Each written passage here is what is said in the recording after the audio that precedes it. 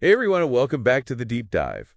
We know you PCCC nursing students are getting ready for clinical, so we're diving into something you're going to be seeing a lot of: oxygenation and perfusion. You got it. We're not just going to repeat what's in your textbooks and lecture notes. We're going to break it down and pull out those key concepts that'll make it all click so you can ace those exams and feel confident when you start your clinical rotations. Awesome. Okay, so we've got a chapter from our nursing textbook and a lecture presentation all about oxygenation and perfusion. So where should we start? What are the must-known things about these systems? Well, first off, you've got to understand that oxygenation and perfusion are completely dependent on each other. They work together to get oxygen to every single cell in the body. Think of it like a partnership between the respiratory system and the cardiovascular system. And we as nurses are the ones making sure that partnership is working, right? Exactly. You'll be using your assessment skills to pick up on those subtle signs, to anticipate potential problems, and to intervene early to keep your patients breathing well. Okay, so let's start with the respiratory system. We all know the basics: air goes in, air goes out.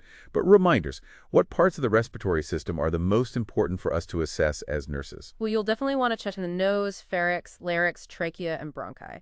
Make sure there's no blockages or inflammation. But the real MVPs are the alveoli. Those tiny air sacs are where the magic of gas exchange happens. The alveoli. I remember trying to picture those back in anatomy. Well, think of them like a bunch of grapes. Each grape is an alveolus. And these little sacs are surrounded by capillaries. Those are the teeniest blood vessels, and that's where the exchange happens. Oxygen goes from the air you breathe into the capillaries, and carbon dioxide moves from the blood into the alveoli to be exhaled. Wow. It's like a super efficient trading system in our lungs, happening millions of times a minute. It really is amazing. And here's a little something to keep in mind for your exams. This whole process of breathing, or pulmonary ventilation, relies on pressure and volume changes in your chest cavity.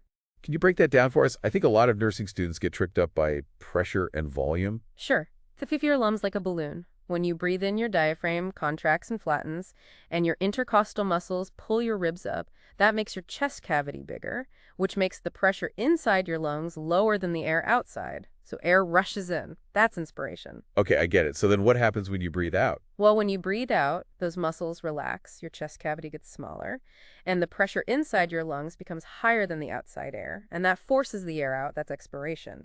And here's the cool part. Expiration is usually passive. You don't have to use any muscles to breathe out. Really? You don't have to push the air out, it just kind of leaves. Exactly. Unless there's a blockage or a lung problem that's making it harder to exhale, it should feel easy. So that's something you'll want to watch for when you're assessing patients. If they're working hard to breathe out, that could be a red flag. So we should keep an eye on those accessory muscles, the ones in the neck and chest that people use when they're having a hard time breathing. You got it. And here's where it gets interesting. We've talked about the respiratory side of things, but oxygenation can't happen without perfusion. Right. The cardiovascular system is what moves the oxygen all over the body. And that's where the heart comes in, that amazing pump. You'll need to assess your patient's heart rate and rhythm and listen to their heart sounds to make sure it's working properly and there's good blood flow. Speaking of blood, what parts of the blood do we need to pay attention to for oxygenation? You've got red blood cells. They're full of hemoglobin. That's the protein that grabs onto oxygen. Hemoglobin picks up oxygen in the lungs and carries it to all the tissues and organs through the blood. So when we talk about perfusion, we're not actually talking about the heart pumping. We're also talking about making sure that blood is full of oxygen and hemoglobin. Exactly. Here's a little something to remember for your future nursing practice. When you assess a patient's oxygenation, you're not just listening to their lungs and checking their pulse ox. You're also looking at how well their heart is working, their blood pressure, their heart rhythm, and their hemoglobin levels. It's all connected. Okay, so we've got this amazing system where the respiratory and cardiovascular systems work together to deliver oxygen. But things don't always go perfectly, right? Right. There are lots of things that can mess with a patient's oxygenation. So as nurses, what are some of the warning signs we should be looking out for? First, you need to know the lingo. Dyspnea, hypoxia, hypoventilation. These are terms you'll hear all the time as nurses, so make sure you know what they mean and what they look like in a patient. It's not enough to just memorize the definition. We need to be able to spot these problems in real patients. Exactly. So let's start with dyspnea. That just means difficulty breathing. But here's the tricky part. How do you measure that as a nurse? You can't just go by what the patient says. You need to look for signs. So what should we look for? You want to look at their breathing rate. Are they breathing faster than normal? Are they using those accessory muscles in their neck and chest? Are their nostrils flaring when they breathe? What position are they in? Are they sitting up, leaning forward, trying to get more air? So it's like solving a mystery. We have to use all the clues to figure out what's really going on. That's a great way to put it. And then there's hypoxia. That's when the body's tissues aren't getting enough oxygen. Okay, hypoxia. That sounds serious. What do we watch out for? Early on, the signs can be subtle. Your patient might get restless, anxious, or confused. Their heart rate might be up, and they might be breathing faster. Those are pretty general signs. It could be a lot of things. That's why you have to be really observant. Trust your gut. If something feels off, don't be afraid to investigate. What about the later signs of hypoxia? What if it's not caught early? The signs get a lot more obvious. You might see cyanosis. That's when the skin and mucous membranes turn blue, especially around the lips and fingertips. Cyanosis. Yeah, that's a scary one. I remember those pictures from our textbook. It's definitely a sign that things are serious and you need to act fast. Your patient might also become lethargic. Their breathing might get shallow and irregular, and they might even pass out. So hypoxia is something we need to catch and treat quickly. What about hypoventilation? How is that different from hypoxia? Hypoventilation is when someone's breathing rate and depth aren't enough to get oxygen in and carbon dioxide out. So basically, they're not breathing enough. Right, and that causes a buildup of carbon dioxide in the blood, which can be just as bad as not having enough oxygen. Okay, that makes sense. So what causes hypoventilation? And what does it look like?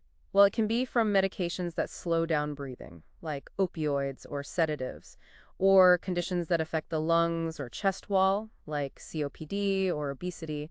Even problems with the nerves that control breathing can cause it. So lots of different things can cause it. What are the signs? They'll have a slow breathing rate, fewer breaths per minute. Their breaths might also be shallow, and they might seem sleepy or drowsy. Sounds like those signs could be easy to miss, especially if the patient is sleeping. That's why it's so important to monitor your patients, especially anyone at risk for breathing problems. Check their breathing rate and how deep they're breathing regularly, even if they seem fine. Okay, so we've got dyspnea, hypoxia, and hypoventilation down. Now, how do we actually check someone's respiratory system? You'll use your senses: inspection, palpation, auscultation. The classic nursing assessment skills. When you inspect your patient, you look at their chest. Is it symmetrical? Are they using their accessory muscles to breathe? What color is their skin? Any paleness or cyanosis? So it's not just about listening to their lungs. We're looking at everything. Exactly. Then you palpate their chest. Feel for any tenderness, lumps, or crepitus. That's that crackling feeling you get if there's air trapped in the tissues. Okay, palpation check. Now what about auscultation? That's where we get to use our stethoscopes, right? You got it. Auscultation is all about listening to those breath sounds. It takes practice to get good at it. You'll listen for the quality of the sounds. Are they normal, diminished, absent?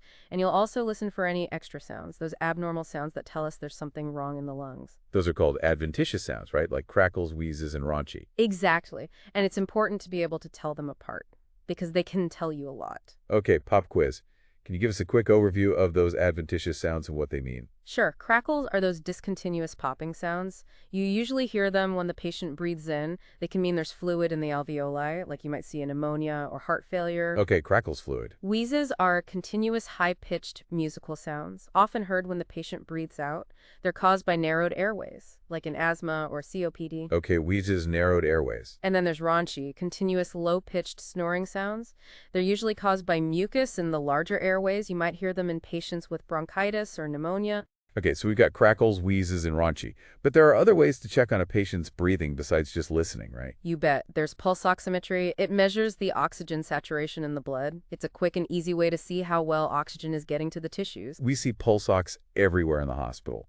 What do we need to remember when we're using it? Remember that pulse ox only tells you about the oxygen in the blood. It doesn't tell you about the patient's ventilation or their acid-base balance. So it's just one piece of the puzzle. What other tests might we use? You might see arterial blood gases or ABGs ordered, especially for patients with more serious breathing problems. This test measures the oxygen, carbon dioxide, and pH in the blood, so you get a much better picture of how the lungs are working. ABGs can be tricky to understand at first. Focus on the normal ranges for each value and what it means when the values are off. Pay attention to the pH. That tells you how acidic or alkaline the blood is. The PO2, that's the oxygen in the blood, and the PaCO2, that's the carbon dioxide in the blood. pH, PO2, PaCO2. Got it. And then there are pulmonary function tests, or PFTs. They're a bit more involved. The patient breathes into a machine that measures lung volumes and airflow rates. They can help diagnose things like asthma, COPD, and other lung diseases. So PFTs give us a really detailed look at how well the lungs are working, not just a quick snapshot like pulse ox. Right. PFTs measure a lot of different things, but some of the key ones to know are tidal volume. That's how much air moves in and out with each breath. Vital capacity. That's the most air someone can breathe out after taking a deep breath. And forced expiratory volume. That's how much air someone can force out in 1 second. Okay, so those are some of the tests we might use to assess a patient's breathing. What can we do as nurses to help our patients breathe better? What are some things we can start doing right away? One of the easiest and most effective things is positioning. Just by helping your patient sit up or raising the head of the bed, you can make a big difference in how well their lungs expand. Positioning. So simple, but so important. What else should we be doing? Deep breathing and coughing exercises are key. They help clear out mucus and prevent problems, especially for patients who are on bed rest or recovering from surgery. We learned about those in fundamentals, but how do we teach our patients to do them? This is where your teaching skills come in. Explain the steps clearly, show them how to do it, and encourage them to practice. It's not just about telling them. We have to show them and make sure they understand. Exactly. And if a patient is having a hard time taking deep breaths, incentive spirometry can help. That's that thing with the little ball you have to make float, right? That's the one. It gives them something to aim for, which helps them take those slow, deep breaths that are so important for preventing atelectasis. That's when the alveoli collapse. Okay, so we've got decisioning, deep breathing, coughing, and incentive spirometry. Those are all great things we can do without using medications. But what about when we need to use oxygen therapy? Oxygen therapy is a common treatment, and it can be life-saving for patients who aren't getting enough oxygen. But remember that oxygen is a medication, and it has to be given safely and correctly. Safety first. What are some of the things we need to be careful about with oxygen therapy? Well, oxygen is flammable, so you need to get rid of anything that could cause a fire around the patient. No smoking around oxygen, that's obvious. Right. No open flames like candles or lighters. Be careful with electrical equipment. Make sure it's working right and won't cause sparks. And watch out for static electricity. No fuzzy socks near the oxygen tank. You got it. Those precautions are really important. We have to be careful about fire safety in the hospital, and we need to teach our patients how to use oxygen safely at home. Okay, what about the different ways to give oxygen? There are nasal cannulas, masks, those high-flow systems. How do we know which one to use? That's where your assessment skills and judgment come in. Think about the patient's condition, their oxygen levels, how comfortable they are with the different devices, and what the doctor has ordered. And we have to monitor our patients closely once they're on oxygen, right? Definitely, you'll be checking their oxygen levels, watching their breathing, and looking for any changes. And remember, sometimes you need to adjust the amount of oxygen the patient is getting. That's called titration. Titration. That's another skill that takes practice. You're looking for the right amount of oxygen, enough to help the patient, but not too much that it causes problems. So we talk a lot about assessing and supporting patients with oxygenation. I know there are some more advanced treatments that we might see in critical care or in our future practice. One example is positive airway pressure therapy, or PAP therapy. It uses air pressure to keep the airways open. PAP therapy, isn't that for sleep apnea? It is, but it's also used for other things like COPD and respiratory failure. There are different types of PAP therapy, but the one you'll see most often is continuous positive airway pressure, or CPAP. Okay, CPAP. What about chest tubes? Those seem pretty intense. Chest tubes are put into the pleural space. That's the space between the lungs and the chest wall. They drain air or fluids so the lungs can re-expand. So like if there's a pneumothorax, air in the pleural space, or a hemothorax, blood in the pleural space. Right. Nurses play a big role in taking care of patients with chest tubes. Monitor the drainage, check for leaks, and take good care of the wound. Sounds like a lot of responsibility. It is, but it's also really rewarding to see your patient breathing better. Last but not least, tracheostomy tubes. Tracheostomy tubes go into the trachea, that's the windpipe. Through a hole in the neck, they can be temporary or permanent, and they're used for lots of reasons: to bypass a blockage in the airway, to help with mechanical ventilation, or to help clear out mucus. So tracheostomy tubes are like a last resort. Not always. Sometimes it's planned, like for a patient who needs to be on a ventilator for a long time, but sometimes it's an emergency, like when there's a sudden blockage. Okay, what's important for nurses to know about tracheostomy tubes? You'll need to know the different parts of the tube, the outer cannula, the inner cannula, and the cuff. You also need to understand why you would use a cuffed tube versus a cuffless tube, and how to care for a tracheostomy. Sounds like a lot to learn. What are some things that can go wrong? Infection is a big risk, so keeping things sterile is real important. Aspiration is another problem. That's when food or liquid gets into the lungs through the tube. Speaking of aspiration, suctioning is another thing you'll need to know how to do. Suctioning, that's where we use a catheter to suck out mucus, right? That sounds uncomfortable. It can be, especially for patients who are awake, so it's important to manage their pain. And explain the procedure before you start. So even with these advanced treatments, we're always thinking about patient comfort and safety. Always. And that brings up another important point. The ethics of caring for patients with breathing problems. Sometimes we have to make hard decisions about when to treat and when to let go. Like with the case of Joan McIntyre in our textbook. She had COPD and didn't want to be resuscitated. Right. As nurses, we need to advocate for our patients' wishes. Even when it's hard, we need to have those difficult conversations about end-of-life care and make sure our patients have a voice. This deep dive has really shown how complex and important oxygenation and perfusion are in nursing. It's not just about the anatomy and physiology. It's about thinking critically, making judgments, communicating, being compassionate, and speaking up for our patients. Absolutely. It's a challenging but rewarding field. And I know the PCCC nursing students are going to be amazing. Wow, we covered a lot. We did, and it's clear that oxygenation and perfusion are so important in nursing. Definitely. So as we wrap up this deep dive, what are the key takeaways for our listeners, those awesome PCCC nursing students? First, oxygenation and perfusion are a team. You can't have one without the other. Like two sides of the same coin. Right. It's all about that connection between the respiratory and cardiovascular systems. And we as nurses, we're the ones making sure the connection stays strong. You're the ones making sure things are working smoothly and fixing things when they're not. I like that. So what should our listeners focus on when they start clinicals? Assessment is key. You have to be able to pick up on those subtle signs, those little hints that something might be wrong with their patient's breathing. Don't wait till it's an emergency. Exactly. Trust your gut. If something seems off, investigate. Ask questions. Do a thorough respiratory assessment. And don't be afraid to speak up. If you think something needs to be done, tell someone. You're the patient's advocate. Your observations are important. So assessment is crucial. What about interventions? What can our listeners do to help their patients breathe better? Well, like we said before, positioning is so important. Even just raising the head of the bed can help. And encourage those deep breathing and coughing exercises. Right, and don't forget about incentive spirometry. And when those things aren't enough, there's always oxygen therapy.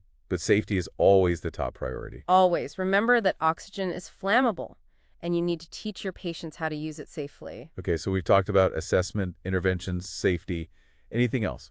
I think it's important to remember that every patient is different. What works for one person might not work for another. So be flexible and be ready to change your plan based on the patient's needs. No one-size-fits-all approach. Right. And don't be afraid to ask for help. You're still learning. So ask your instructors, your preceptors, your fellow nurses. There's no shame in asking questions. It's how we all learn. And this is really just the beginning for you. Your textbooks and lectures give you the foundation, but you really learn by doing. So take advantage of those clinical experiences. Be curious, ask questions, and never stop learning. That's what makes nursing so great. There's always something new to learn. To all our PCCC nursing students listening, we hope this deep dive has helped you understand oxygenation and perfusion a little better. We can't wait to see you out there making a difference. Keep learning and keep breathing easy. That's it for the deep dive. We'll see you next time for another deep dive into the world of nursing.